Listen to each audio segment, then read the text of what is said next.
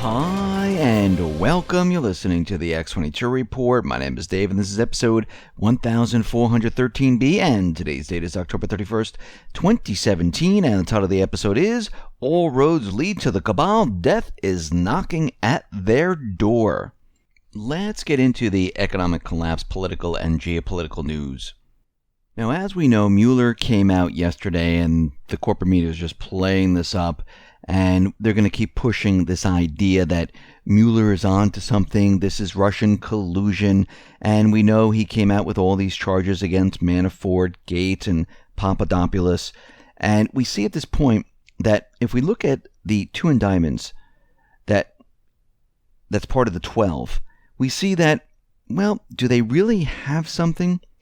Manafort and his associate Rick Gates, they pleaded not guilty to all 12 counts of the indictment.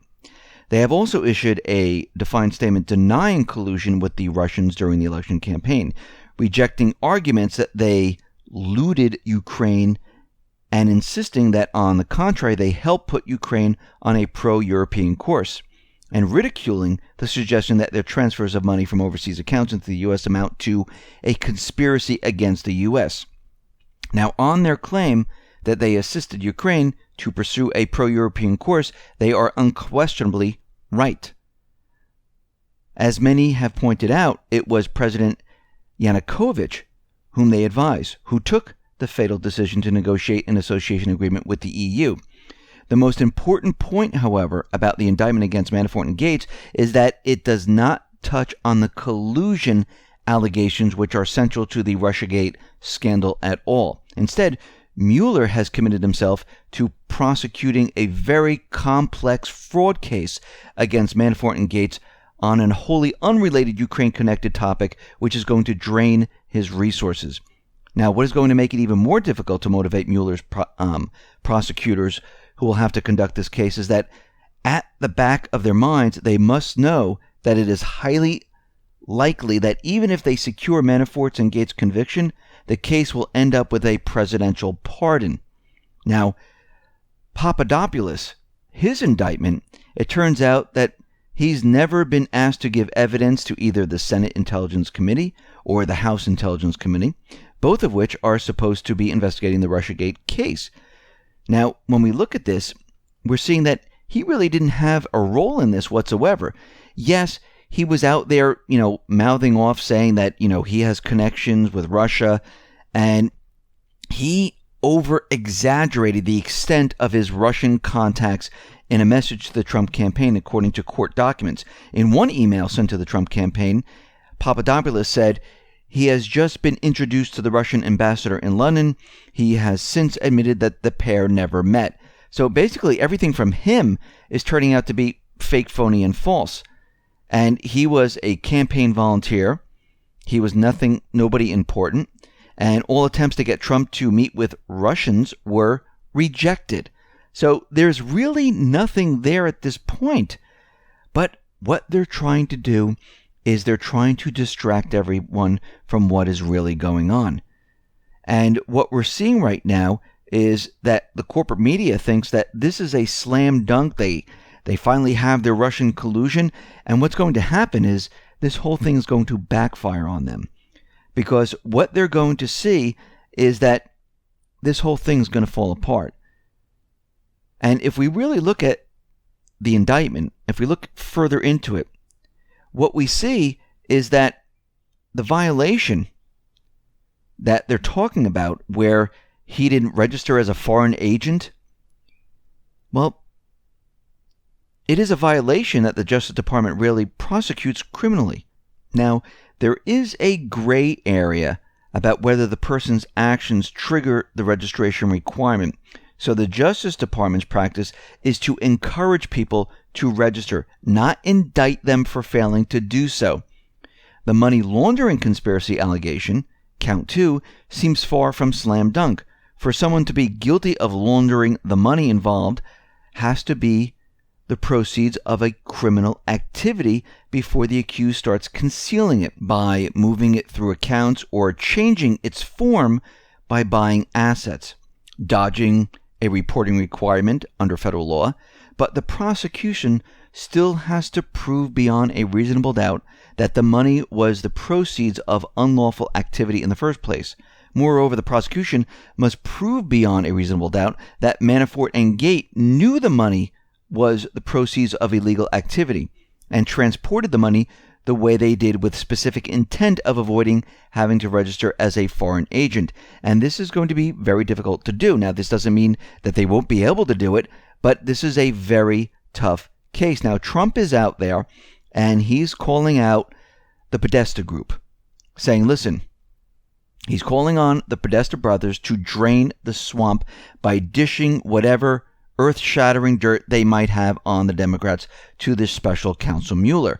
Now, what's happening here is that they're going to be digging into this, and they're going to, if they're going down the Ukrainian path, they're going to find a lot of other things that are hidden. And I still believe that Mueller was in there to hide a lot of this so they can't find certain information.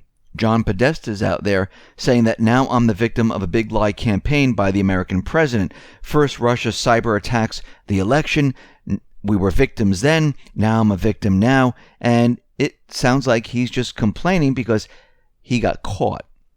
And again, what we're seeing here is that the whole thing's starting to unravel. Now, what's very interesting is Russia, Sergei Lavrov, he's out there saying, listen, we have the Ukrainian trail with Manafort. Now, Manafort, he was not alone.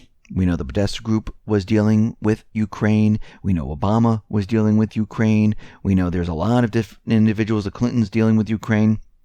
He's saying, listen, the U.S. investigators need to start looking at the Ukrainian trail. That's where the answer is to all of this. Follow the paperwork, follow the money, and it will lead you to what was really going on in this area. And I agree with him. This is where it's all going to fall apart for the Cabal. Manafort is meaningless at this point because once things start to come out, and we know that Trump, he has the dirt on all of this. He's pushing out information a little bit at a time because he wants people to question it. Look at the Dems, look at Ukraine, look at the Podesta group, look at Clinton's. And they want people to start questioning, saying, okay, if Manafort was involved in this and Clintons were involved in the Uranium One deal and the Fusion GPS, maybe there's something else here. Maybe we should start looking into this. And he's trying to push everyone in this general direction. And as we move forward, we're going to start to see this really break down. And the corporate media, this is where everything's going to start to unravel, just like the Russian collusion. They're going to lose the narrative. Nothing's going to be proven. Yes, they're hyped up right now. People are believing it, but it's going to slowly fall apart. And all of a sudden, information's going to come out because, Trey Gowdy's going to get involved. More information is going to come out about the Clintons, about the Podesta group, what was really going on with Obama, the unmasking, everything that we talked about before. It's all going to start to come out. Now, this doesn't mean that they're going to try to block it. We know that they've been planning certain events. We know the FBI is out there having a drill in an amusement park, and I wouldn't be surprised if we see some type of an event to distract from all of this so everyone completely forgets. And it's going to have to be pretty darn big. Just like when the Pentagon came out and they said they were missing $10 trillion, all of a sudden planes hit the World Trade Center. We had 9/11, and then no one said a word. And I think what's going to happen here, there's going to be something pretty darn big where everyone is going to forget and the news stories are going to switch to something completely different.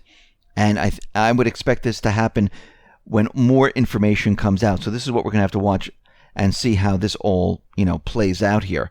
We see that the Catalan leader, the president there, is now agreeing to snap elections.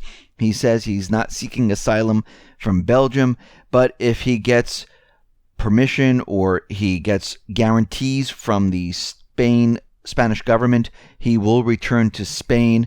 And it looks like this independence referendum might be going absolutely nowhere. Now, we're going to have to see how the people react to this. It's either they can stay quiet and say, okay, we're staying with Spain, or they can really push this and say, no, we want our independence. And what's very interesting about this is that the U.S. is saying that, no, we don't agree with this. The EU is out there, we don't agree with this. But if we look at all the other times that they did agree to it, like Syria, where this was a non-grassroots uprising, this was created by the Cabal, they were all for it, and that led to war with millions of people dying, refugees leaving the country. They were for that. Ukraine, horrible. People died. The country was split up. They were all for that, having people have regime change and independence. But the grassroots uprising in Catalonia, they're completely against this. They don't want this to happen because, guess what? It doesn't serve their purpose. That's why. It actually goes against everything that they want to do. It makes more and more of these smaller countries, and they don't want this. They want one gigantic country because they're looking for a one-world government.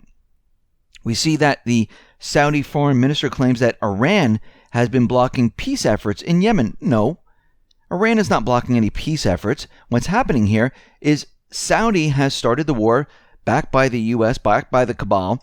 They can't make any headway in Yemen because they want their oil. They want to control Yemen. They want the puppet regime back in there. And they're blaming this on Iran because they can't get what they want. Russia has begun construction of 2 nuclear plants in Iran. They started this up. This was two 10 billion nuclear reactors. And it looks like right now that they're building these, and it looks like Iran plans to build about 20 more nuclear plants in the future. And we can see they're moving forward with this. We see Iraq is now preparing to take control of the crossing between Kurdistan region and Syria. So they're going to be taking control of the border. Now, Iraq and Syria, they've been taking more and more of the border, controlling what has been going on.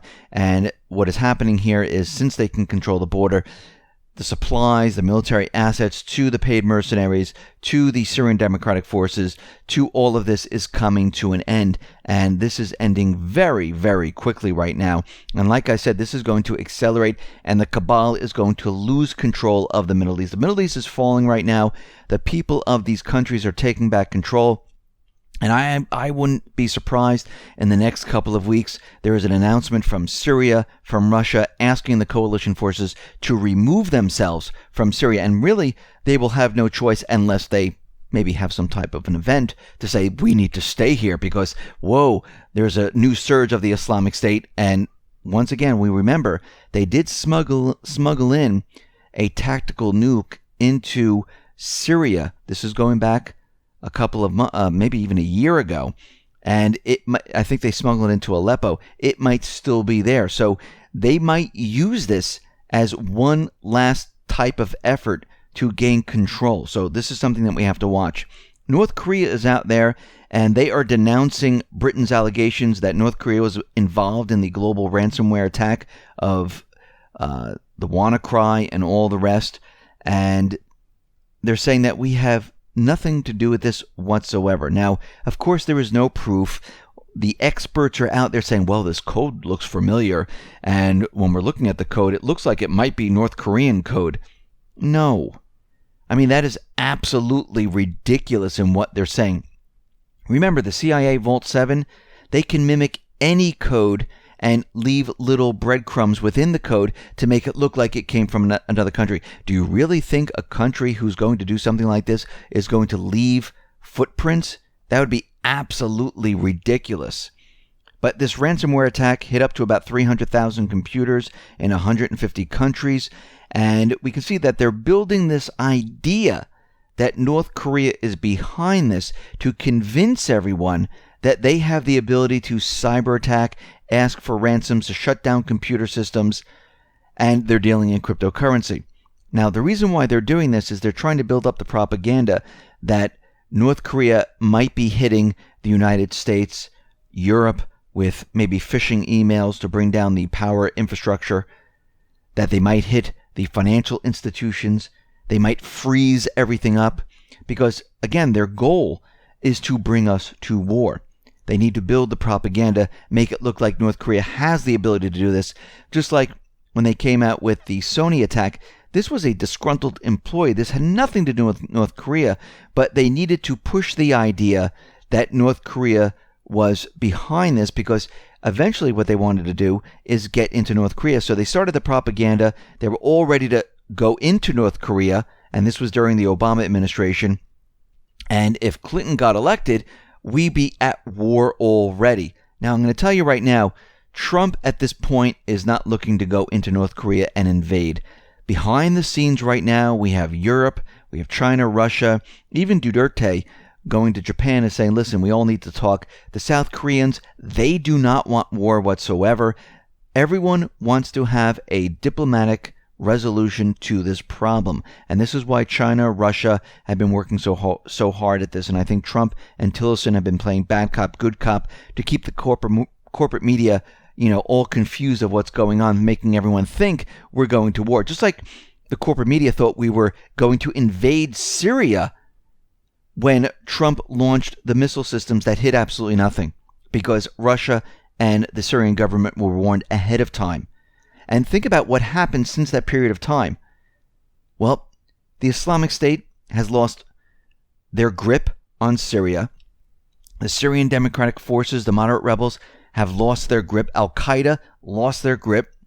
The Kurd division, their referendum, went nowhere. And now the United States, the coalition forces, are going to be asked to leave because Russia and Syria have full control of the country. So the actual opposite has happened. Same thing in Iraq. The same thing is happening in all of these countries. The same thing is going to happen in North Korea. And we're going to see this happen very soon because the Cabal, well, they're being backed into a corner. Now, that doesn't mean they're not going to try something, because they still have power. They still have the ability to do things, as we've seen with other events that they've been using. And it looks like they might be pushing the next event. And this time period is getting closer and closer as everything falls apart around them. So we need to watch out very carefully, because we see the amusement park. Those drills are going on. We know that they've been building up the cyber attack.